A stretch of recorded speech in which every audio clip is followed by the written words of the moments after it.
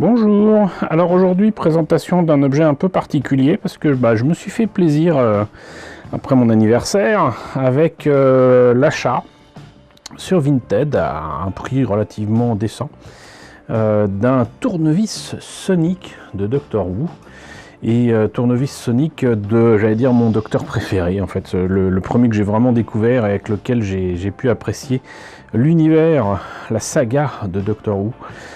Donc à savoir le 11e Docteur, Matt Smith, et je m'y suis mis assez tardivement pour la simple bonne raison que le 10e Docteur et même le 9e en fait, tout ça m'avait un peu échappé. La première saison, donc avec le 9e Docteur, je l'avais eu en service de presse il y a bien des années par France Télévisions, que je remercie, mais le problème c'est qu'ils avaient sorti le DVD.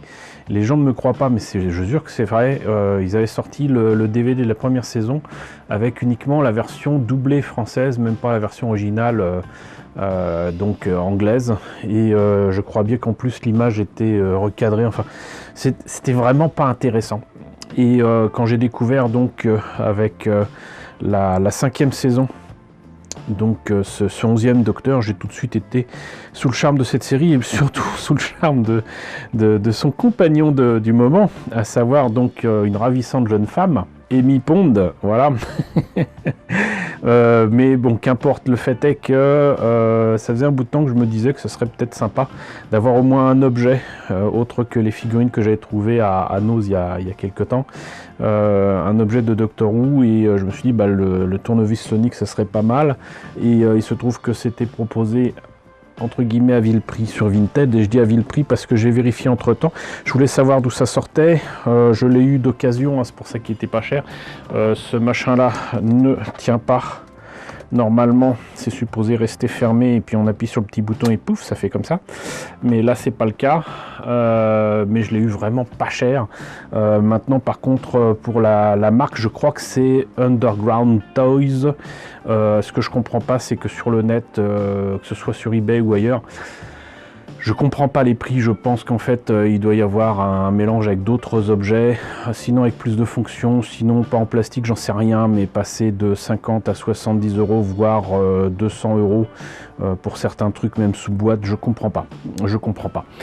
Quoi qu'il en soit, j'ai pas envie de dire de bêtises sur ce jouet et sur cet objet de la série Doctor Who.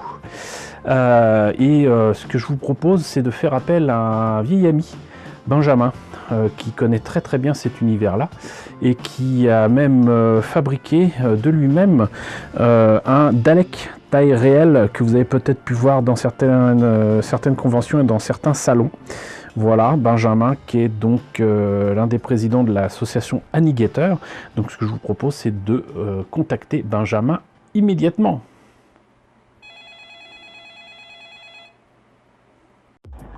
Allô Benjamin? Ouais, salut Yvan. Salut, ça va? Et toi? Eh ben écoute, ça va très très bien. Écoute, je t'appelle parce que j'ai pas envie de dire de bêtises sur une série que tous les deux nous aimons beaucoup, mais que toi tu connais beaucoup mieux que moi. Et pour parler d'un props, en fait, d'un accessoire utilisé par le docteur, et qu'on voit assez souvent. Il s'agit donc, en français, ils ont appelé ça donc le tournevis sonique. Le Sonic Screwdriver, puisque là j'ai un jouet, on ne peut pas appeler ça autrement, qui est celui du 11e Docteur, et je me suis dit que ce serait peut-être l'occasion de parler de cet accessoire, de cet outil devenu légendaire, mais qui change tout le temps et qui n'a pas toujours, si je ne me trompe pas, qui n'est pas toujours apparu dans la série Doctor Who. Et oui, tout à fait. En fait, il apparaît, si ma mémoire est bonne, brièvement avec le 2e Docteur, mais vraiment utilisé comme étant un tournevis de base. C'est-à-dire, il dit oui, c'est super, c'est un tournevis, regarde, il est sonique, et hop, et il disparaît. Et il commence à vraiment, si ma mémoire est bonne, à être utilisé avec le 3e Docteur en tant qu'objet vraiment tournevis sonique. Avant cela, il a donc la couleur aussi. 3e Docteur, couleur. Avant ça, la première fois où il apparaît, c'est vraiment une petite lampe torche minuscule, ronde. Et c'est vraiment quelque chose d'hyper simple et qui est juste un outil qu'il a, qui est cool, qui vient du futur. Et c'est tout. D'accord. Et c'est quelque chose. Moi, j'ai tendance à dire que c'est un peu le couteau suisse du docteur, qui permet de faire tout un tas de choses. Est-ce que les règles autour de ce tournevis sonique se sont, comment dirais-je, sont apparues dans la série petit à petit, ou est-ce que dès le départ, il était dit que cet outil ne pouvait pas, par exemple, influencer le bois, ne pouvait pas faire quoi que ce soit sur ce matériel organique qu'est le bois, et uniquement des choses technologiques peut-être, je ne sais pas. Et qu'est-ce qu'il en est? Bah, c'est toujours pareil. Après, c'est dur parce que tu le sais, il y a énormément d'épisodes et il y a plein de choses et tout se mélange assez rapidement dans la tête. Mais on est à plus de 700 épisodes, ne serait-ce que pour la série classique. C'est-à-dire avant l'arrêt, après le 8e Docteur. Donc c'est vraiment voilà. Mais c'est vrai qu'avant c'était surtout un outil pur et dur. C'est vraiment un accessoire qui permet de déclencher à distance des mines ou des choses comme ça. Il n'y avait pas ce côté hyper technologique qu'on a eu après, avec analyseur intégré, etc., comme on a plus maintenant. On se demande même d'ailleurs comment ils arrivent à avoir des informations sur ces tournevis, parce que il n'y a pas d'écran, il n'y a rien. Hein. Il y a juste du bruit. Et le bois, oui, effectivement, il ne travaille pas sur le bois, sauf que, enfin, après c'est dur. Normalement, les gens sont censés l'avoir vu, parce qu'on arrive proche du 60e anniversaire, et c'était pour le 50e anniversaire, où en fait, ils ont rajouté la fonction, au final, du bois dans le tournevis. Bon. Mais du coup, ça change vraiment de docteur en docteur, quoi. Voire même au sein même d'une régénération, c'est pas forcément le même tournevis. C'est le 9e et le 10e partagent exactement le même, à quelques petites teintes, vraiment très légères en différence. Ensuite, les anciens docteurs ont chacun le leur. Ça, oui. C'est pareil, souvent ça joue sur, je sais plus, c'était je crois entre 3 et 4, il y a vraiment il y a une spirale colorée qui apparaît sur une tige, alors qu'avant il n'y avait pas, c'était jaune. Mais ils semblaient plus ou moins identiques, avec à chaque fois quelques petites différences. C'était plus en fait une évolution sur la même base, on va dire, dans les anciens, alors que le nouveau, c'est une régénération complète du tournevis, parce qu'on voit celui que tu as, qui est donc celui du 11e, ne ressemble pas du tout à celui du 10e. Et pareil, celui de Capaldi, du 13e, n'est pas le même. N'en parlons pas, celui du 14e, c'est encore rien à voir, parce que celui-là a été créé sur Terre à partir de matériaux de récup en plus.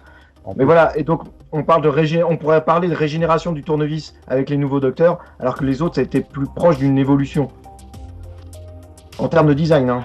Après, fonctionnalité, vous voyez, à part que le bois a été rajouté pour le 50e anniversaire, les nouveaux, ils sont... c'est plutôt figé maintenant. Ouais. Et à ta connaissance, est-ce qu'ils ont fait exactement comme pour certains décors avec, on parlait tout à l'heure de matériel de récup pour le dernier Docteur en date, mais j'ai quand même toujours noté qu'ils avaient soin de mettre quand même des éléments très clairement de récupération, même sur la console du TARDIS. C'est peut-être le cas aussi pour le tournevis. Qui sait, oui. Alors, je pense que actuellement, il y a quand même énormément de création, surtout au niveau de cet outil-là. Mais il est vrai que celui du 11e que tu as dans la main, il y a quand même une base en céramique, enfin qui ressemble à une base en céramique, qui pourrait venir je sais pas, d'un chandelier ou de choses comme ça, qui rappelle une récupération complète, là, par contre, là-dessus. Celui de Capaldi et foncièrement, il rappelle le TARDIS. Donc je pense que c'est une création complète. Idem pour celui du 9 et du 10. Ça doit être une création. Par contre, c'est le seul qui est intéressant, parce qu'avec son côté cuivre et cette récupération d'un élément céramique, le cuir, etc., c'est vraiment... il fait plus fait de briques et de broc que les autres. C'est vraiment il est intéressant celui-ci à ce niveau-là, au niveau du design. Ouais, je trouve qu'il fait très, très steampunk. Ouais, carrément. Et même jusqu'à l'utilisation d'une lumière verte. Et puis, je crois que c'est d'ailleurs le seul à avoir une fonction, j'allais dire mécanique, mais avec des espèces de pinces. Voilà quoi. Mais c'est rigolo parce que du coup, ça fait vraiment le matériel iconique par lequel on reconnaît le docteur. C'était pour moi en tout cas Un peu décevant de voir que Capaldi, donc si je me trompe pas, 12e docteur de son état, finisse par abandonner un outil manuel pour avoir un, un tournevis sonique. Non, c'était même pas. Non, comment il appelle ça? Des lunettes soniques. Les lunettes soniques. Il y a des lunettes de soleil. Oui. Je pense que c'était un test de la production, honnêtement. Je pense que ça, c'est plus une direction scénaristique ou une option de direction, de production, pardon, pour un test, pour essayer de changer les choses et voir que les fans, finalement, n'ont pas du tout apprécié, comme beaucoup, pour ensuite passer à son tournevis à lui. Il a quand même gardé celui du 11e pendant toute la première saison, alors peut-être même un peu plus, il me semble, avant qu'il le casse. Oui, je t'avoue que je ne sais plus trop exactement ce qu'il en est. Mais en tout cas, pour l'épisode anniversaire où on découvre un War Doctor, et où il y a deux des docteurs les plus appréciés de ces nouvelles séries, à savoir le numéro 10 et le numéro 11, donc avec Matt Smith et David Tennant. C'est clair qu'ils se définissent non seulement par leur apparence qui est différente, mais très clairement leur outil aussi.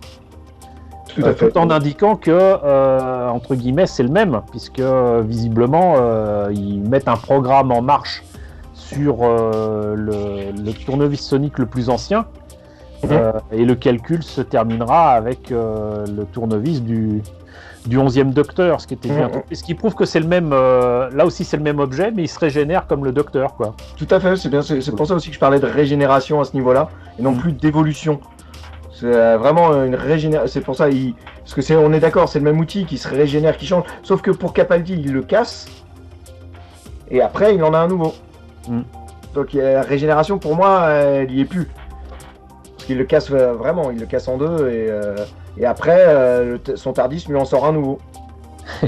Et est-ce que, enfin, après, ce sont des biais scénaristiques, mais bon.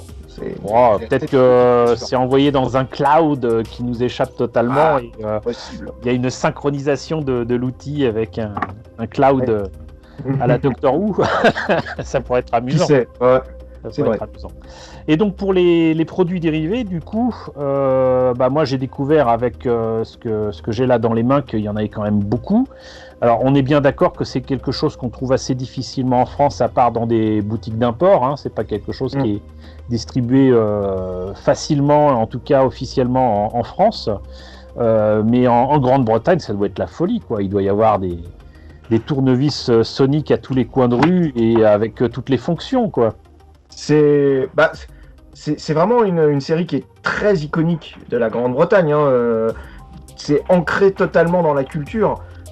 Et très rapidement d'ailleurs, c'est étonnant, je conseille à ceux qui t'écoutent, s'ils le peuvent, de regarder An Adventure in Space and Time, qui est une docu-fiction sur la création de la série, qui raconte bien les débuts, c'est scénarisé évidemment, mais c'est vraiment très très intéressant, parce qu'on voit en fait que d'une série que Verity Lambert donc a défendu bec et ongle pour que ça sorte, mais malheureusement sorti le lendemain de la mort de Kennedy, donc aucune personne ne l'a regardé quasiment, c'était catastrophique, ils ont failli tout arrêter, et elle a tapé du poing sur la table, aller voir son chef et dire non, donne-moi une autre chance, parce que là c'est vraiment, on n'y pouvait rien, c'était dégueulasse, et au final, après ça a connu le succès son succès, c'est quand même, c'est génial, et ça raconte très très bien tout le début, et l'engouement qu'ont les Anglais pour ça, et c'est vraiment, maintenant c'est ancré totalement dans la culture anglaise, dans le quotidien des Anglais,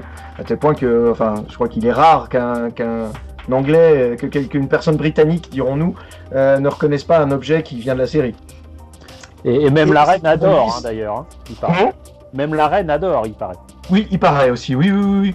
Mais ils ont tourné d'ailleurs pas à Buckingham, mais ils ont tourné dans 2-3 lieux de la royauté assez connus, quand même. Et pour ce qui est du développement, je dirais, merchandising du tournevis, effectivement, on en rencontre de tous les types. Alors moi maintenant, j'ai l'impression que ça baisse, mais de l'époque de Tennant et du 11e, c'était un truc de fou. On avait des tournevis Sonic, c'est-à-dire juste avec un embout qu'on mettait dedans et on avait le manche du tournevis qui était le tournevis Sonic. On a des pinces à barbecue, il y a les roulettes à pizza, moi celui que j'avais c'était celui du 10e où il y avait un morceau, il y avait un embout stylo avec de l'encre sympathique. Donc on écrivait et avec l'autre bout, avec la lumière, on voyait le texte qui apparaissait, etc. Non, ça a été... c'est vraiment Tennant enfin, c'est à cette époque où ça a été à fond. Il y en avait des tonnes et des tonnes et des tonnes. Et ensuite, il y a pour moi les deux Graals en termes de tournevis Sonic. Ce sont les deux de The Wand Company. Pour ceux qui ne connaissent pas, ils ont commencé comme ça, avec un nom comme ça doit vous dire quelque chose. C'est pour Harry Potter, évidemment. Ils ont créé une baguette qui pouvait commander une télé, en télécommande universelle, donc The Wand Company. Et ben ils ont fait la même chose pour les tournevis, celui du 10e et du 11e. Et je possède celui du 10e et c'est vraiment un objet magnifique. Ils font du superbe travail. Et comme tu dois le savoir aussi, parce qu'on est tous les deux fans d'une autre série, qui est la deuxième plus ancienne après Doctor Who. Ils font des objets connectés, etc., des trucs de folie, quoi. Oui, sur Star Trek, il me semble qu'ils ont fait des trucs de fou. Donc, de toute manière, c'est les objets qu'on peut avoir entre les mains facilement de Doctor Who, un peu plus facilement qu'un TARDIS, très clairement. Certes. Les objets m'ont l'air bien, quoique le mien, il me semble quand même un peu plastique, mais j'y reviendrai tout à l'heure avec le reste de la vidéo. Mmh. Et c'est quelque chose qu'on ne trouve pas si facilement que ça en France, à part dans des boutiques spécialisées, et on en voit régulièrement dans des conventions, quoi. Mais tout à fait, non, tout à fait. C'est pas en France, ça n'a pas eu du tout le succès retentissant.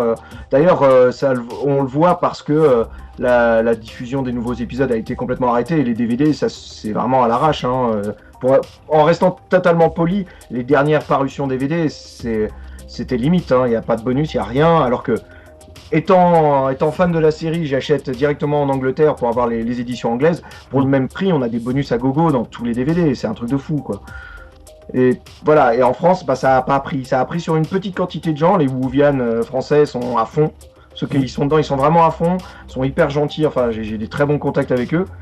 Étant le premier constructeur du Dalek français, j'allais y venir. Un atout non négligeable, il est vrai, mais voilà, et ça a pris sur une petite quantité de personnes, vraiment, à fond. Après, les autres aiment ou aiment pas, mais c'est pas l'engouement de Harry Potter comme on voit partout. Ça, même encore maintenant avec les boutiques Harry Potter, j'en ai une à Grenoble, là, juste à côté, qui s'est ouverte je crois l'année dernière ou il y a 2 ans. Voilà, donc il y en a, ça marche mou. C'est moins. On en a une aussi à Toulouse. Avec une boutique de geek, très clairement imaginaire, qui s'est fait un coin uniquement Harry Potter. C'est assez impressionnant. Mais on n'est pas prêt de voir du Doctor Who de la sorte. C'est une boutique, moi, 100% Harry Potter pour l'occasion. À savoir que donc en Angleterre, il y a le Who Shop, pour ne pas le nommer, qui est une boutique à Cardiff, si ma mémoire est bonne, qui est 100% Doctor Who. Il n'y a que ça. Il a même un mini musée perso avec des pièces qu'il a. Et on rentre à travers un TARDIS pour aller dans le musée.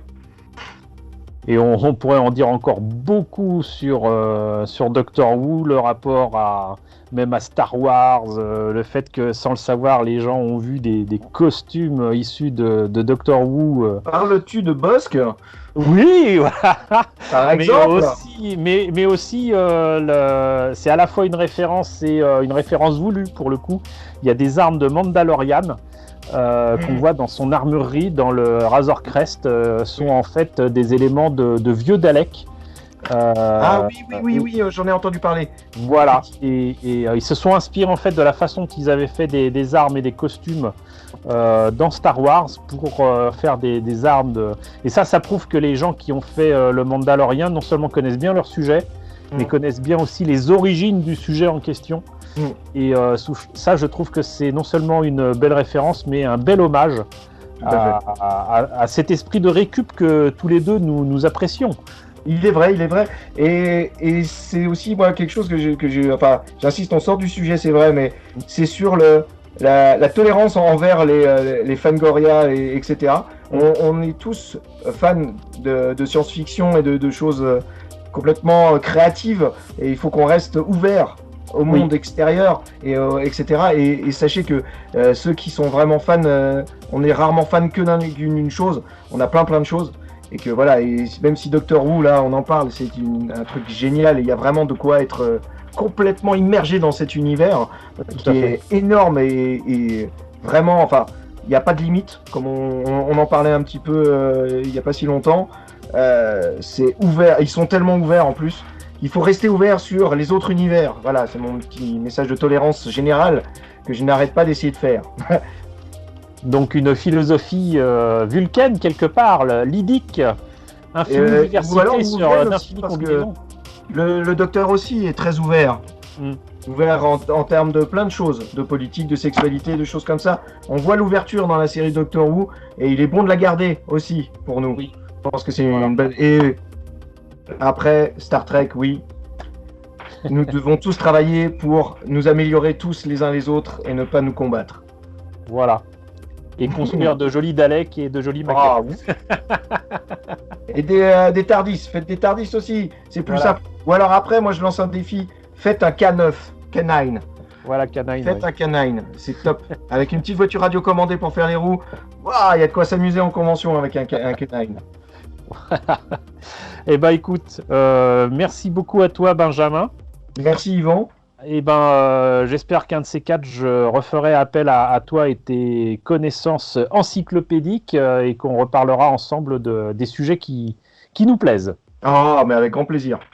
Merci. Ciao. Merci à toi. Ciao. Et bien voilà, on en sait maintenant, grâce à Benjamin, un peu plus sur Doctor Who et sur les tournevis soniques. Encore merci à toi, Benjamin. En attendant, pour cet objet lui-même, comme je disais, c'est cassé. Et donc du coup, la fonction comme ça, on est obligé de le faire manuellement. Et surtout, ça ne tient pas. Mais par contre, donc normalement, il faudrait que j'appuie ici et ça appuierait sur ce petit bouton. Et ça fait ça, voilà. Je ne sais pas si la lumière se voit beaucoup. Et il y a un petit bouton ici pour faire exactement pas la même chose d'ailleurs, un son différent. Et je crois que on obtient un autre son. Non, comme ça. Et comme ça. Non, c'est pas différent. Sinon, le local à pile est en fait là-dedans. Il faut donc du coup accéder ici en enlevant les piles aux piles boutons qui sont ici. Là, il n'y a rien de particulier. Voilà, on en parlait donc avec Benjamin, avec cet aspect un petit peu porcelaine, ici carrément comme si c'était du cuir et tout. Mais donc du coup, on fait comme ça. Ah, le son est différent quand même. Hein. Ouais. Et je crois qu'il faut tenir plus longtemps. Bon, il y a deux sons différents en fait quand on appuie dessus. Mais voilà, les fonctions sont là. Plus ce truc là d'ailleurs, ça je trouve pas ça très beau. Mais ça permet effectivement de faire donc un autre son. Et voilà, mais bon, vous voyez que c'est quand même assez limité. Donc je vois pas comment on pourrait mettre 100 € là-dedans. Mais je suis content parce que je vais pouvoir mettre ça avec mes objets qui sont donc des jouets. Mais issus de séries que j'aime bien, voilà. Et puis pour moi, ce tournevis sonique représente beaucoup, représente 3 belles années passées avec Matt Smith et avec plein d'aventures, plein d'épisodes qui étaient truculents, sincèrement. Et puis il me semble que Capaldi a hérité un temps, du moins, de ce tournevis sonique, donc c'est cool. Et ça m'a permis de découvrir cette série, du coup de redécouvrir les saisons précédentes, de continuer à suivre les séries qui ont suivi. Et puis rappelons quand même que grâce à France 4, on a eu une excellente série qui nous échappait depuis des années en France. C'est quand même un peu décevant. Sachez que en fait on a failli avoir Doctor Who en France sur TF1 dans l'émission Club Dorothée. Le problème c'est que visiblement la sauce n'a pas pris. En plus ça passait à des horaires pas possibles, très tôt le matin je crois. Mais bon, le fait est que Doctor Who nous a toujours échappé et la série récente, on la doit quand même à France 4. Donc merci à l'équipe de France 4 de s'être chargée de cette lourde besogne. Ils sont quand même franchement les artisans du succès de Doctor Who en France. Donc voilà, et puis même si c'est pas toujours facile à trouver, moi en tout cas sur Vinted de temps en temps j'ai vu passer quelques bonnes affaires. N'hésitez pas à prendre les coffrets DVD qui cette fois-ci ont été corrigés, en tout cas pour les premiers. Il n'y a plus que la version française, il y a toutes les versions possibles, et surtout la version originale sous-titrée français. En plus il y a des bonus sympathiques et tout. Donc voilà, donc si vous ne connaissez pas Doctor Who, je vous conseille fortement la série. Puis en tout cas j'espère que la présentation de cet objet vous a intéressé. N'hésitez pas à me dire ce qu'il en est dans la section commentaires. N'hésitez pas à liker, c'est très important. N'hésitez pas à partager, n'hésitez pas à vous abonner si ce n'est pas déjà le cas. Coucou aux nombreux abonnés qui nous ont rejoints ces derniers temps. Bienvenue ici, coucou aux grands anciens qui me suivent depuis plus de 5 ans. Merci à tous de votre fidélité, merci à tous de votre soutien sur Tipeee et sur Paypal. Surtout prenez soin de vous. Je vous laisse avec la liste des contributeurs de la chaîne et je vous dis à très bientôt, qui sait, pour la présentation d'un autre objet Doctor Who.